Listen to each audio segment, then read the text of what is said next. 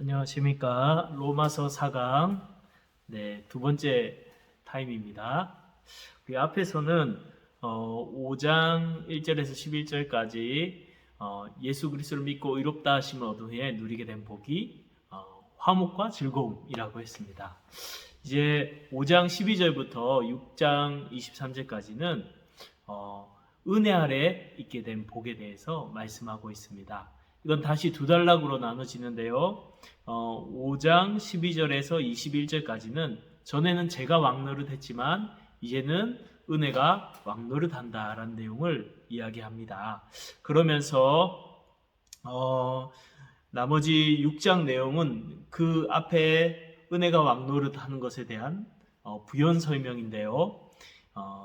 은혜 아래 있게 된 것에 대한 반론 질문을 예상하고 그 두 가지 질문과 답변을 기록한 것이 바로 6장의 내용입니다. 이렇게 크게 은혜 아래 있게 된 그리스도인의 복, 그리고 거기에 대한 반론과 답변, 이렇게 두 가지로 두 번째 시간은 말씀을 나누도록 하겠습니다.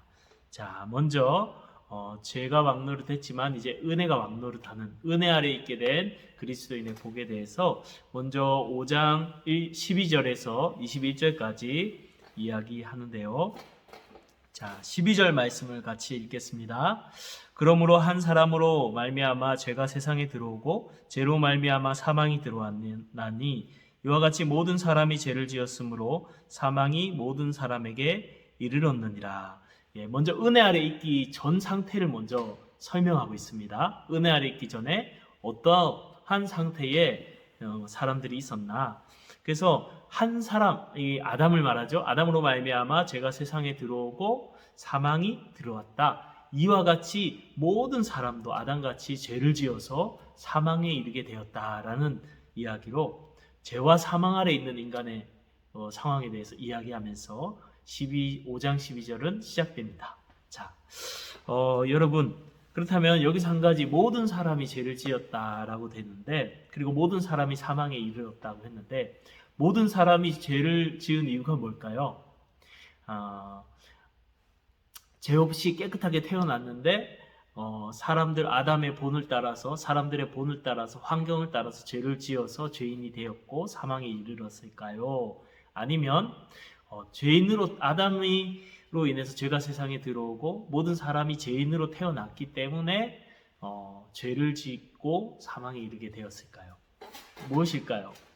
간단히 정리하면 죄를 지어서 죄인이 되었을까요? 아니면 죄인으로 태어나서 죄를 짓게 되었을까요?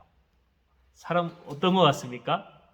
네, 성경에서 한번 답을 찾아볼게요. 우리 13절 14절 말씀입니다. 죄가 율법이 있기 전에도 세상에 있었으나 율법이 없을 때에는 죄를 죄로 여기지 아니하였느니라. 그러나 아담으로부터 모세까지 아담의 범죄와 같은 죄를 짓지 아니한 자들까지도 사망이 왕노릇하였나니 아담은 오실 자의 모형이라. 여기서 보면은 율법이 있기 전은 이제 모세 이전이죠. 아담부터 모세까지 그 기간에 사람들 그때도 죄는 있었는데 율법이 없었으므로 죄를 죄로 여기지 않은 그런 상태. 그런데 아담과 같은 죄를 짓지 않은 그 당시에 그 시대에 살았던 아담에서 모세 시대까지 살았던 많은 사람들도 어땠다? 사망이 왕노릇했다. 다 죽었다는 겁니다. 죽음은 사망은 뭐 때문에 오죠? 죄 때문에 오죠. 그러므로 모든 사람이 죄 아래 있었다라는 겁니다. 아담처럼 죄를 짓지 않았음에도 모든 사람이 죄 아래 있었고 모든 사람이 사망 아래 있었다. 그러면서 아담은 오실 자의 모형이다 라고 말해요. 오실 자의 모형이라는 것은 예수 그리스도의 모형이 된다는 거죠. 아담하고 예수님하고 닮았다는 거죠. 뭐가 닮았습니까? 예수 그리스도는 모든 믿는 택한 사람들의 대표가 되셔서 그분의 의로운 행위, 그분의 구원을 통해서 십자가의 죽으심을 통해서 많은 사람이 구원을 받은 것처럼 아무것도 한 것 없이 다 구원을 받은 것처럼 예수 그리스도가 대표가 되신 것처럼 모든 죄인의 대표는 아담이라는 것이죠. 아담 한 사람의 죄로 인해서 많은 사람들이 그와 같은 죄를 짓지 않은 많은 사람들에게도 사망이 찾아왔고 죄인이 되었다라는 이야기입니다. 여기에 대해서 더 자세하게 설명을 하는데요. 우리 본문 말씀에 보면 제가 찾아서 읽어드릴게요. 15절 말씀에 보면 이런 말씀이 있습니다. 한 사람의 범죄로 인하여 많은 사람이 죽었으니, 한 사람 죄, 아담의 죄 때문에, 한 사람의 죄진 것 때문에 많은 사람이 죽었다 말하죠. 이 많은 사람은 모든 사람하고 동의어로 바울이 쓰고 있습니다. 자, 17절에도 한 사람의 범죄로 말미암아 사망이 그 한 사람을 통하여 왕노릇하였은즉, 한 사람 죄 때문에 사망이 모든 사람에게 왕노릇했다, 이렇게 이야기하고 있죠. 18절에도 그런즉 한 범죄로 많은 사람의 정죄에 이르렀다. 아담의 그 하나의 죄로 많은 사람이 정죄받았다, 이렇게 말합니다. 19절에 한 사람이 순종하지 아니하므로 많은 사람이 죄인 된 것 같이, 이렇게 말하죠. 앞에 잠깐 설명 빠졌는데 한 사람의 범죄로 18절에 많은 사람이 돼 있는데 원문에는 모든 사람이가 맞습니다. 정확한 번역입니다. 모든 사람이 정죄에 이르렀다. 그리고 19절에도 한 사람이 순종하지 아니하므로 많은 사람이 죄인 되었다. 뭘 말하죠? 아담이 대표라는 거죠. 예수 그리스도가 구원의 대표이듯이 모든 인류의 대표로서 아담 한 사람의 하나의 죄 때문에 모든 사람이 정죄를 당하고 모든 사람이 죄인 되고 모든 사람이 사망 안에 거하게 됐다, 이 얘기하고 있는 것입니다. 그렇다면 정답이 뭐죠? 네, 그 후자가 정답이죠. 죄를 지어서 죄인이 된 게 아니라 아담 한 사람의 죄 때문에 모든 사람이 죄인으로 태어났기 때문에 죄를 짓게 된다라는 거죠. 죄인으로 태어났기 때문에 죄를 짓게 되는 것이죠. 그리고 사망이 찾아오는 것이죠. 저도 아이를 키우는데 어느 날 아들 녀석 벽에다 막 낙서를 하는 거예요. 그래서 내가 그걸 보고 퇴근하면서 그 아들에게 물었습니다. 이거 낙서 누가 했어? 하니까는 그 아들이 하는 말이 아빠가 했어! 이러는 거예요. 안 혼날라고 거짓말을 하는 거예요. 제가 거짓말 본을 보인 적도 없고 가르친 적도 없는데 본능적으로 하는 거예요. 본능적으로 막 서로 먹으려고 욕심 부리고 싸우고 때리고 막 그러는 거예요. 이 애들이, 쌍둥이들이. 그렇습니다. 착한 일은 아무리 윤리, 도덕 막 10년, 6년 막 가르치지만 바뀌지 않는데, 죄는 과목도 없고 가르치지도 않는데 이렇게 잘 배우고 막 행하게 됩니다. 죄인으로 태어났기 때문에 본성적으로 사람들은 죄를 짓게 되는 것이죠. 이제 아담 한 사람이 죄를 지었는데 우리 모두가 죄인이 되다니 억울합니다, 이런 생각이 들 수 있죠. 그게 죄의 대표성인데 마치 비유를 대면 이런 것과 같습니다.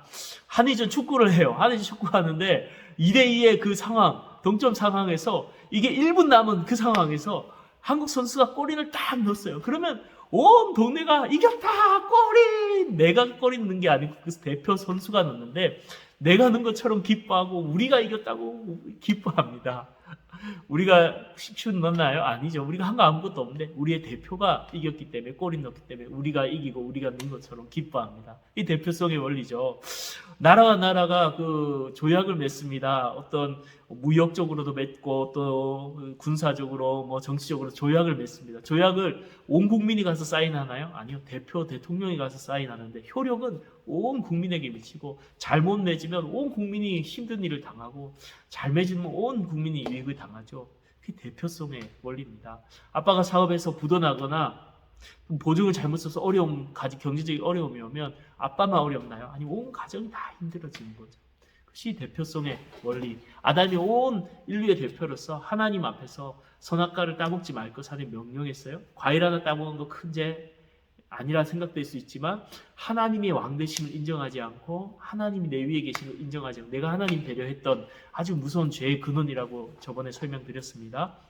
그 죄로 인해, 아담의 죄로 인해서 모든 사람이 죄 아래 태어나게 됐습니다. 죄인이 되었습니다. 그래서 모든 사람이 죄를 짓게 되었고 모든 사람에게 죄가 왕노릇하고 사망이 왕노릇하는 이런 상황에 떨어지게 된 거예요.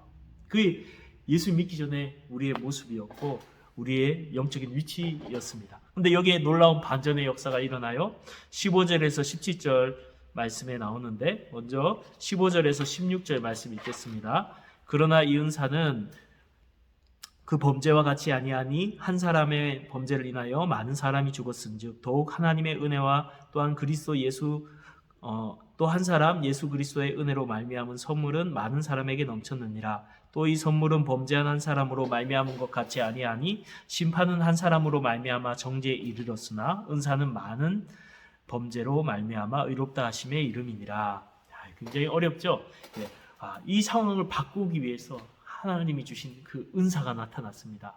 요 은사란 단어 앞에서 이야기했죠. 카리스마란 단어인데 방언이나 이런 것들, 신유나 이런 것들에 쓸 수도 있지만 복음으로서 입장에서 이 은사를 사용했죠. 여기서는 또 다른 의미로 씁니다. 은혜의 선물인 이 은사, 무슨 뜻일까요?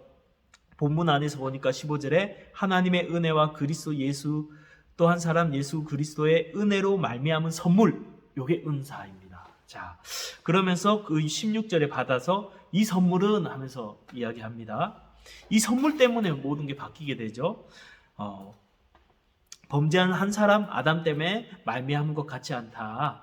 그러면서 심판은 한 사람으로 말미암아 정죄에 이르렀으나 은사는 앞에 그 선물이죠. 하나님 선물로 주신 이 은사가 뭘까요 도대체? 많은 범죄임에도 불구하고 의롭다 하심의 이름이라. 요겁니다.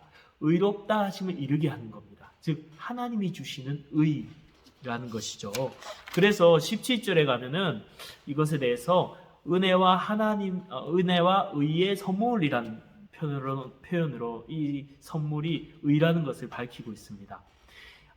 하나님이 주시는 이 의, 이 은혜의 선물 때문에 우리가 의롭다 하심을 얻고 죄사함을 받게 되어서 이 사망과 이 죄의 권세에서 벗어나게 된 것이죠.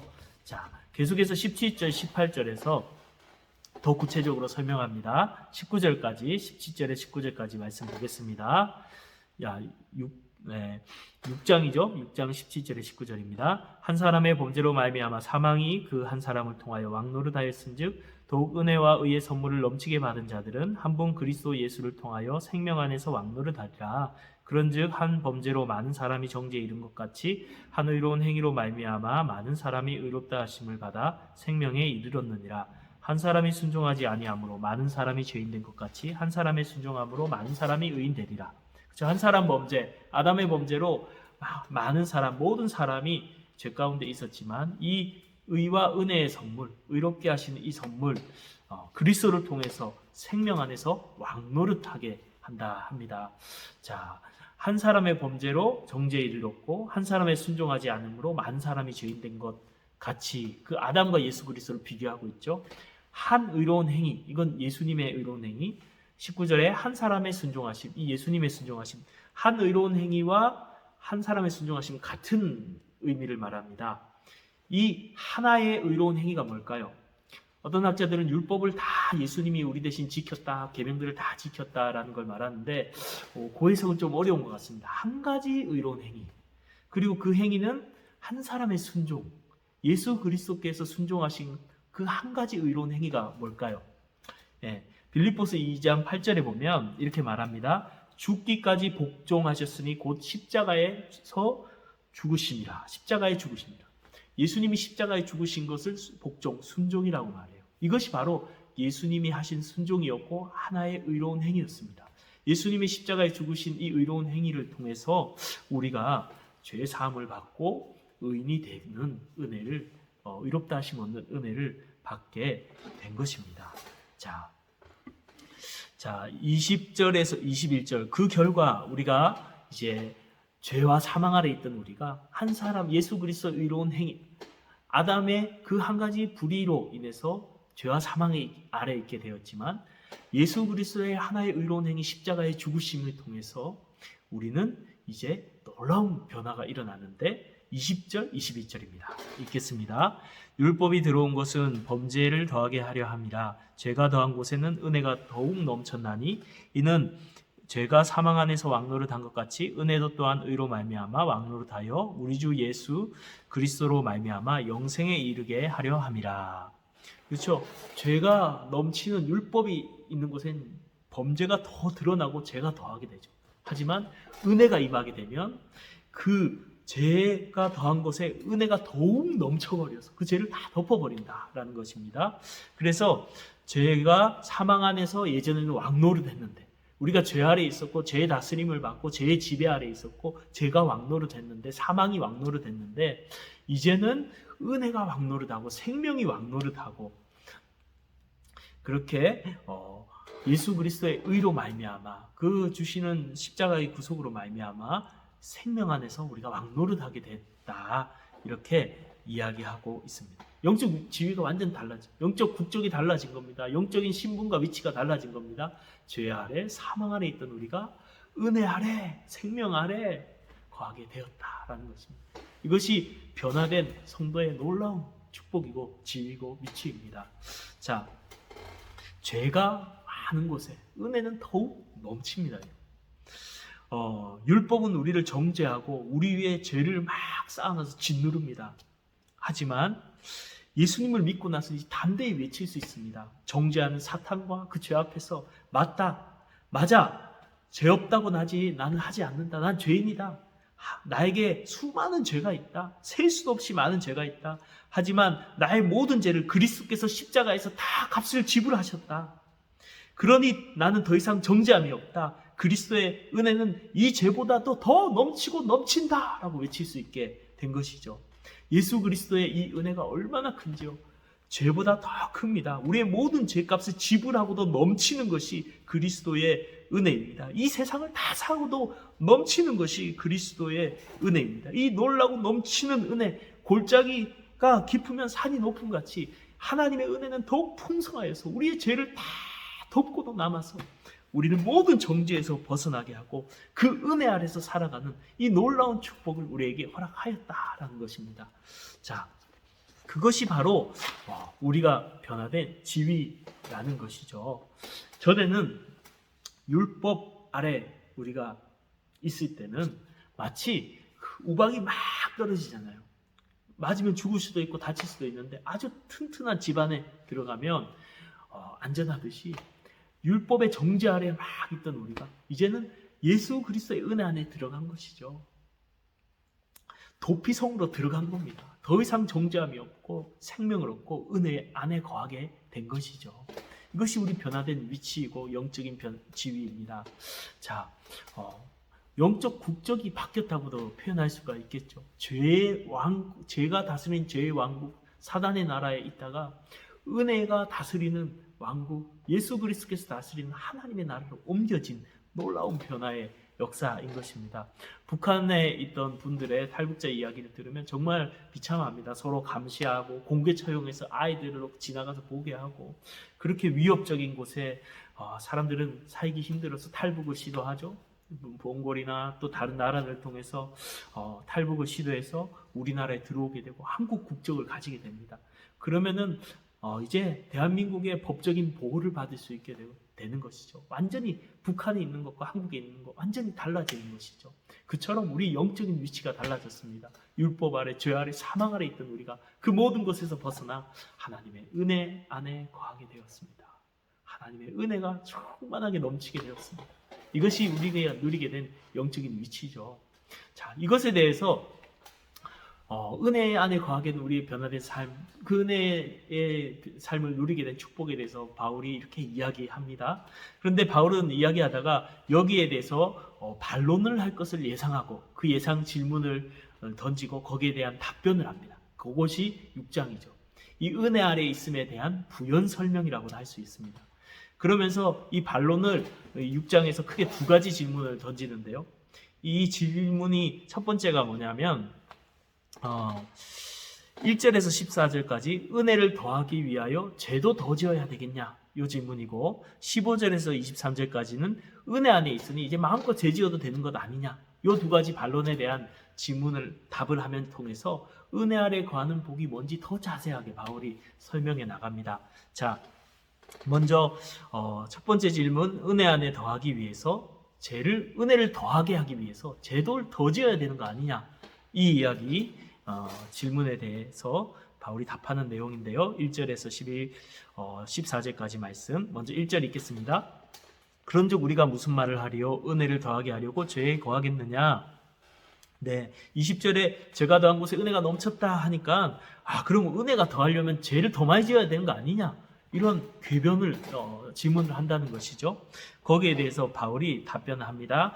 2절에서 7절까지 말씀 읽겠습니다. 그럴 수 없느니라. 죄에 대하여 죽은 우리가 어찌 그 가운데 더 살리요? 무릇 그리스도와 예수와 합하여 세례를 받은 우리는 그의 죽으심과 합하여 세례를 받은 줄 알지 못하느냐. 그러므로 우리가 죽으심과 합하여 세례를 받음으로 그와 함께 장사되었으니 이는 아버지의 영광으로 말미암아 그리스도를 죽은 자 가운데서 살리심과 같이 우리도 또한 새 생명 가운데 행하게 하려 함이라. 만일 우리가 그의 죽으심과 같은 모양으로 연합한 자가 되었으면 또한 그의 부활과 같은 모양으로 연합한 자도 되리라. 우리가 알거니와 우리의 옛사람이 예수와 함께 십자가에 못 박힌 것은 죄의 몸이 죽어 다시는 우리가 죄 가운데 종노릇하지 아니하려 함이니 이는 죽은 자가 죄에서 벗어나 의롭다 하심을 얻음이라. 그렇습니다. 은혜를 더 많이 누리기 위해서 죄를 더 많이 일부러 지어야 되는 게 아니냐라는 이 궤변에 대해서 바울은 단호하게 그럴 수 없다 2절에서 이야기한 후에 두 가지 이유를 말합니다. 왜냐하면 첫 번째는 죄에 대해서 죽은 존재이기 때문에 우리가 더 이상 죄 지을 수 없다 이렇게 말합니다. 아까 2절에서 7절까지 말씀에 있는 내용들인데요. 3절에서 5절에 보면 예수 그리스도와 합하여 세례를 받았기 때문에 더 이상 죄를 지을 수 없다 말합니다. 이 세례가 뭐죠? 참 믿음을 확증하는 의식이죠. 이 세례받은 물에 들어갔다 나오지 않습니까? 이건 예수와 함께 죽었고 살아난 것을 의미합니다. 그 예수를 믿음으로 또 이 세례 의식을 통해서 내가 정말 예수와 함께 죽었고 다시 살아났다. 옛사람, 예수 믿기 전에 사람은 죽었고 죄의 몸, 죄의 노예로 죄 지음에 살아가던 우리 자신은 이제 죽었고 이제 새로운 사람으로 다시 태어났다라는 것입니다. 그래서 새로운 신분, 새로운 지위를 갖게 되었다. 죄에 대해서 죽었는데 다시 죄의 종노릇한 삶을 살 수 없다라고 말하는 것이죠. 두 번째는 이유는 죄를 지을 수 없는 이유는 하나님께 대하여 살아있는 자가 되었기 때문이다라고 이야기합니다. 4절에 보니까 그리스도의 죽으심과 합하여 세례를 받아 장사받은 것은 그리스도께서 살아나신과 같이 우리도 새 생명을 얻고 그 가운데 행하며 살아가기 위함이다라고 말해요. 우리가 예수와 함께 죽고 예수와 함께 다시 산 이유는 뭐예요? 새롭게 살아가려고. 옛날처럼 살아가기 위해서 이젠 예수를 위해서 살아가고 새롭게 살아가기 위해서 다시 예수와 함께 살아났기 때문에 더 이상 죄의 종으로 살아갈 수 없다라고 이렇게 이야기하고 있는 것입니다. 8절 9절에서 계속해서 그거에 대해서 말하는데요. 만일 우리가 그리스도와 함께 죽었으면 그와 함께 살 줄을 믿노니 이는 그리스도께서 죽은 자 가운데서 살아나셨음에 다시 죽지 아니하고 사망이 다시 그를 주장하지 못할 줄 아니라. 예수님께서 다시 살아나셔서 사망이 다시 예수님 주장하지 못하지 않느냐. 우리도 예수와 함께 다시 살아났기 때문에 더 이상 사망의 죄가 주장하게 해서는 안 된다. 죄 지어서는 안 된다라는 것이죠. 그렇죠? 한마디로 10절 12절에 이렇게 정리합니다. 그가 죽으심은 죄에 대하여 단번에 죽으심이요 그가 살아계심은 하나님께 대하여 살아계심이니 이와 같이 너희도 너희 자신을 죄에 대하여 죽은 자요 그리스도 예수 안에서 하나님께 대하여는 살아있는 자로 여길지어다. 그렇죠? 우리는 이 죄에 대해서 죽었다. 하나님께 대해서 살아났다. 죄에 대해서 죽었으니까 더 이상 죄 종노를 할 수 없다. 이제 하나님께 대해서 살았으니까 새로운 삶을 얻었으니까 다시 죄의 삶을 살 수 없다라고 이렇게 바울은 답변을 하는 것입니다. 여기서 한 가지 중요한 부분 11절에 너희도 너희 자신을 죄에 대해서 죽은 자요 그리스도 예수 안에서 하나님께 대하여 살아있는 자로 여길지어다 이렇게 말해요. 여겨라. 우리 자신이 정체성을 말합니다. 우리가 어떤 존재냐? 죄에 대해서는 죽은 존재고 하나님에 대하여 살아있는 존재다. 이 영적 정체성이라는 것입니다. 내가 어떤 존재인지 잘 알게 될 때 어떻게 살아갈지 알게 된다는 것이죠. 이 정체성 중요합니다. 그리스도인에게 대해서. 미운 오리 새끼 이솝우와 알고 있죠. 아이들 책이지만 귀한 진리가 담겨 있습니다. 이 백조의 알이 굴러가서 오리 둥지에 들어가고 자기가 오리인 줄 알고 살아가다가 백조를 보면서 부러워하다가 어느 날 물에 비친 자기 모습을 보면서 내가 백조구나 깨닫고 백조로 살았다는 이야기. 그리스도인도 자기 자신을 잘 모를 때가 있어요. 죄에 대해서 죽었고 하나님에 대해서 살아있는 놀라운 이 은혜의 자리에 들어간 이 놀라운 변화가 국적인 변화가 일어났는데 그럼에도 불구하고 여전히 내가 죄 가운데 있는 죄 아래 살아가는 존재로 스스로 생각하고 그렇게 살아가는 사람들이 참 많습니다. 영적인 이 정체성을 우리가 바로 알게 될 때에 난 더 이상 죄에 대해서 죽은 자다. 하나님에 대해서 예수와 함께 살아난 자다. 라는 걸 다 알게 될 때 더 이상 죄의 종노릇 하지 않고 의의 종노릇 하고 하나님 위해 살아갈 수 있는 삶을 살게 되는 것이죠. 이 얼마나 놀라운 이 축복입니까? 은혜 아래 거하게 되었다라는 것입니다. 자, 그러면서 12절, 13절에서 이렇게 다 이야기합니다. 계속해서 그러므로 너희는 죄가 너희 죽을 몸을 지배하지 못하게 하여 몸의 사욕에 순종하지 말고 또한 너희 지체를 불의의 무기로 죄에게 내어주지 말고 오직 너희 자신을 죽은 자 가운데서 살아난 자와 같이 하나님께 드리며 너희 지체를 의의 무기로 하나님께 드리라. 이렇게 이야기하고 있습니다. 그렇죠. 방금 앞에 제가 다 말씀드린 부분이죠. 더 이상 우리가 죄가 우리 죽을 몸, 이제 육신이 나이가 들어서 죽을 그 몸을 말합니다. 이 죄가 우리 몸을 지배하지 못하게 해라. 몸의 사욕, 예수님 이제 은혜 아래 들어간 이 영적인 변화, 신분의 변화, 영적 위치가 바뀌었지만 더 이상 죄가 우리 왕이 아니지만 그럼에도 불구하고 우리 안에 몸의 사욕, 우리 죄악된 욕망이 우리 안에 여전히 존재합니다. 예수 믿으면 죄가 사라지는 게 아니라 죄악된 욕망이 여전히 존재해요. 그럼에도 불구하고 우리 신부는 더 이상 죄의 종이 아니에요. 죄의 노예가 아닙니다. 그렇기에 변화된 신분을 가졌기 때문에 죄로 하여금 나를 지배하지 못하게 해라 이렇게 말합니다. 뿐만 아니라 우리 안에 있는 죄악된 욕망에도 순종하지 마라. 그렇게 살 수 있는 존재가 되었다는 것이죠. 이게 은혜 아래 있는 놀라운 축복입니다. 죄의 무기로 내 삶을 드리지 말고 하나님께 드려라 이렇게 말합니다. 그럴 수 있는 이유가 바로 14절에 있죠. 왜 그렇죠? 자, 14절에 제가 너희를 주장하지 못하리니 이는 너희가 법 아래 있지 아니하고 은혜 아래 있습니다. 할렐루야. 그렇습니다. 죄 아래 있지 않습니다. 제가 더 이상 왕 노릇하지 못합니다. 영적 국적이 바뀌었어요. 이제 은혜 아래 있습니다. 은혜가 왕 노릇하고 예수 그리스도께서 나의 왕이시고 하나님이 나의 왕이십니다. 그러므로 더 이상 영적 신분이 바뀌었기 때문에 죄가 나를 주장하는 거 거부할 수 있다는 겁니다. 죄의 욕망 순종하지 않고 물리칠 수 있다는 겁니다. 왜? 은혜 아래 있어요. 은혜 아래 있기 때문에. 하나님의 은혜로 이젠 죄의 종이 아닌 은혜의 종으로 예수 그리스도의 종으로 살아갈 수 있는 존재가 되었다는 거예요. 이것이 은혜 아래 있는 성도의 놀라운 축복입니다. 여러분 믿으십니까? 예전에 코끼리 훈련시킬 때 있잖아요. 코끼리를 이제 인도네시아나 이런 데 가면 타지 않습니까? 그걸 큰 코끼리 사람들을 마음대로 조종합니다. 어떻게 하냐면 어렸을 때 큰 말뚝에 이런 말뚝에다가 박아서 코끼리를 내어놓으면 자기 힘으로 못 푸니까 빙글빙글 돌다가 그렇게 큽니다. 코끼리가 풀려하다가 나중에 포기하죠. 코끼리가 등치가 산만해져서 이제 나무 뿌리도 뽑는 그 정도 힘이 생기는데 이 작은 말뚝에 박아놓으면 코끼리 도망을 못 간대요. 어렸을 때 안 되니까 못 벗어난다. 우리 그리스도인이 딱 그렇지 않습니까? 내가 죄를 이길 수 없어. 나는 죄지을 수밖에 없어. 아니요. 죄의 노예가에서 벗어나 은혜 아래 있게 되고 은혜가 왕노릇한 놀라운 영적인 변화가 일어났습니다. 이제는 죄가 우리를 주장하는 것을 거부하고 죄의 욕망을 물리치면서 살아갈 수 있는 은혜 안에 있는 성도가 되었어요. 우리는 은혜 안에서 그렇게 살아갈 수 있는 것입니다. 성령의 도우심으로 그렇게 살아갈 수 있는 존재가 된 것이에요. 이게 은혜 아래 있는 성도의 놀라운 축복입니다. 그것을 누리고 그렇게 살아가기를 축복합니다. 자, 이제 두 번째 질문으로 넘어갑니다. 두 번째 질문은 이제 은혜 아래 있으니까 마음껏 죄 지으면서 살아가도 되는 것 아니냐라는 이런 궤변을 합니다. 예상하고 바울이 질문합니다. 그리고 답변을 합니다. 여러분 이제 은혜 아래 있게 됐으니까 마음껏 죄 지어도 되나요? 어떻게 생각하십니까? 자, 15절에 이렇게 말합니다. 그런즉 어찌하리요? 우리가 법 아래 있지 아니하고 은혜 안에 있으니 죄를 지으리요? 그럴 수 없느니라. 단호하게 말합니다. 그럴 수 없다. 이렇게 말합니다. 그러면서 16절에서 19절에 그 이유를 설명합니다.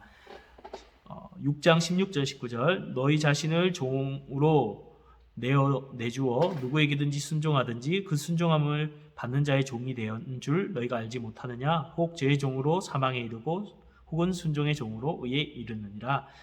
17절 하나님께 감사하리로다. 너희가 본래는 죄의 종이더니 너희에게 전해준 바 교훈의 본을 마음으로 순종하여 죄로부터 해방되어 의에게 종이 되었느니라. 너희 육신이 연약함으로 내가 사람의 예대로 말하노니 전에 너희가 너희 지체를 부정과 불법에 내주어 불법에 이른 것 같이 이제는 너희 지체를 의에게 종으로 내주어 거룩함에 이르라. 무슨 말입니까? 누구에게 순종하든지 그 순종하는 사회에 종이 되지 않느냐? 전에 너희가 죄에게 순종하고 그렇게 죄 아래 있었는데 이제는 순종의 종으로 의에 이르게 되었다라고 말합니다. 그러면서 순종의 종으로 의에 이르다 이 말이 뭐냐면 17절에 보면 너희에게 전하여 준 바 교훈의 본을 마음으로 순종하여 복음을 전하였는데 그 복음을 받아들였다는 거죠. 믿었다는 것입니다. 복음을 믿어서 죄에서 해방되어 의의 종이 되었다라는 겁니다. 자, 그래요. 전에는 죄의 종이었는데 이 복음을 믿음으로 복음에 순종함으로 우리가 의의 종이 되었으니 더 이상 죄를 짓고 살아갈 것이 아니라 의의 종으로서 거룩한 삶을 살아가야 된다라고 그렇게 바울은 답변하고 있습니다. 자, 그러면서 20절에서 23절 더 부연 부가 설명을 하는데요. 너희가 죄의 종으로 있을 때에 너희에게 의에 대하여 자유로웠느니라. 너희가 그때 무슨 열매를 얻었느냐? 이제는 너희가 그 일을 부끄러워하나니 이는 그의 마지막이 사망임이라. 그러나 이제는 너희가 죄로부터 해방되고 하나님께 종이 되어 거룩함에 이르는 열매를 맺었으니 그 마지막은 영생이라. 죄의 삭은 사망이요 하나님의 은사는 그리스도 예수 우리 주 안에 있는 영생이니라. 네, 그렇죠. 죄의 종으로 있었을 때 의에 복종하지 않았을 때 너희가 맺은 열매가 뭐냐? 부끄러운 일이 아니었느냐? 죄들이 아니었느냐? 그 끝은 뭐냐? 사망이다. 이렇게 말해요. 열매를 생각해봐라. 죄의 종으로 살아간 그 삶의 결과를 생각해봐라. 그것은 사망이고 심판이다. 반면에 의의 종으로 살아가는 거룩한 삶으로 살아가는 삶의 열매는 맺는 사람의 결과는 무엇이냐? 영생이다. 이렇게 이야기하고 있죠. 그래서 죄의 삭은 사망이고 하나님의 은사 또 여기 은사나 또 다른 의미로 씁니다. 하나님의 은혜의 선물은 그리스도 예수 우리 주 안에 영생이다. 은혜의 선물로서 영생을 말하고 있어요. 자, 결과를 보라는 것입니다. 죄를 따라 살아가는 결과는 사망이다.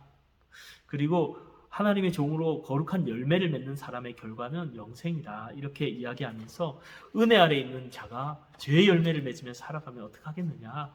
은혜의 열매를 의의 거룩함의 열매를 맺어야 된다라고 그렇게 말하고 있습니다. 이제 더 이상 너희 신분이 뭐다? 은혜 안에 있으니까 마음껏 죄 지어도 된다라고 말한 사람에게 아니다. 너희 신분이 바뀌었다. 죄의 종이 아니고 하나님의 종이 되었다. 그러므로 너희는 죄를 지어서는 안 된다. 죄의 결과를 생각해봐라. 죄를 짓는 사람들의 그 열매 맺는 자들의 결과는 사망이다. 그러므로 너희는 죄를 지어서는 안 된다.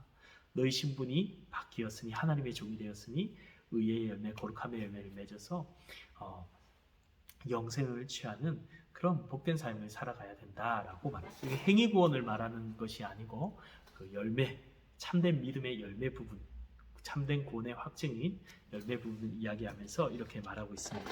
자, 이렇게 사도 바울은 여러 가지 질문에 대한 두 가지 이 질문에 대한 답을 통해서 은혜 아래 있는 성도가 얼마나 복된 삶인가를 다시 이렇게 부연 설명으로 이야기하고 있습니다. 사랑하는 성도님들, 우리가 구원받았다고 이제 마음껏 죄 지어도 됩니까? 은혜 아래 있다고 마음껏 죄 지어도 됩니까? 아닙니다.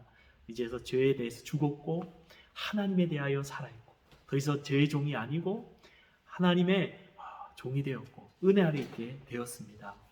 우리가 참으로 놀라운 은혜와 사랑을 깨닫고 하나님의 은혜 사랑을 깨닫는다면 더 이상 죄를 지을 수 없는 것이죠. 배고픈 사람에게 밥이 귀하고 감사하게 여겨지고 목마른 사람에게 물이 귀하고 감사하게 여겨지듯이 죄인에게 예수 그리스도의 은혜가 하나님의 은혜가 너무나 귀하고 감사한 것입니다. 이 은혜를 입고 어찌 다시 죄를 지을 수 있겠습니까?